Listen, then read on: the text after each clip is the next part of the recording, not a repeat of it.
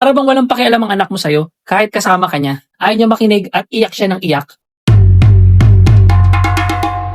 Pag-usapan naman natin guys, ang isang epekto ng pagiging busy natin sa mga anak natin. Minsan yung kulit tsaka yung gulo nila, may mas malalim palang dahilan yun. Gusto pala nila ng atensyon dahil hindi mo nabibigay yung atensyon na gusto nila. May time before guys no, yung anak ko iyak ng iyak, nag-iiyak na parang rebelde. At hindi ko alam kung bakit. Ayaw niya makinig, iyak siya ng iyak, ayaw niyang makipag-usap. At layo siya ng layo, no siya ng no. Lahat ng sinasabi ko. Pero nung consistently pinansin ko na siya at niyakap ko siya ng mahigpit, bigla siyang tumahimik at yumakap pabalik sa akin. Doon ko na-realize guys na yung kulit niya, cry for help na pala yun. Humingi pala siya ng atensyon na hindi ko naibigay sa kanya dahil busy ako. Sa cellphone, trabaho at sa iba pa. Doon ko na-gets guys, yung mga bata, kapag kulang sa emotional affection at saka gabay, mas prone sila sa mga problemang pang-emotional paglaki.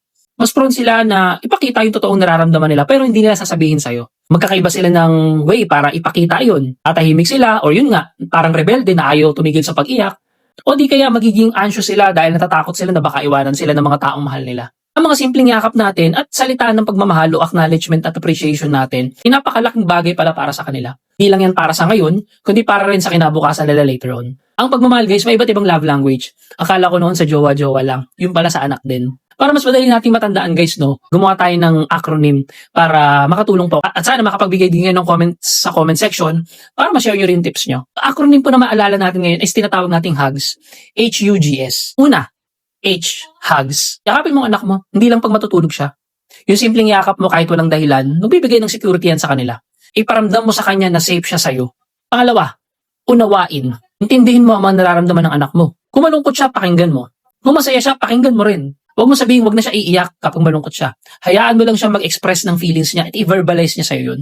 Pangatlo, G, gawin mo. Gawin mo ang mga bagay na mahalaga sa kanya. Yung hindi mo lang sasabihin, mahal kita anak, kundi ipakita mo yung pagmamahal na yun through the love language ng anak mo. Pang-apat, S, sali sa usapan. Kausapin mo siya. Yung tipong, kamusta ang araw mo na? May bago ka bang kaibigan anak? Ano nakita mo sa school? Anong kinain mo kanina? Yung ganyang pagsimpleng pag-uusap lang, magbibigyan sa kanya ng assurance na present ka sa buhay niya. Kaya guys, tandaan natin na mga bata tulad ng anak natin, nangangailangan ng pagmamahal at attention yan. Ibigay natin sa kanila ang sapat na pagmamahal na kailangan at gusto nilang maramdaman. Huwag na huwag nating hayaan na hanapin nila sa iba yung pagmamahal na yan. Ikaw, mami at daddy, may isang pagkakataon ba na hinanap ng anak mo yung attention mo? Pamagitan ng pagre-rebelde o pagtahimik lang? I-share mo naman yung tips mo para makatulong ka rin sa iba.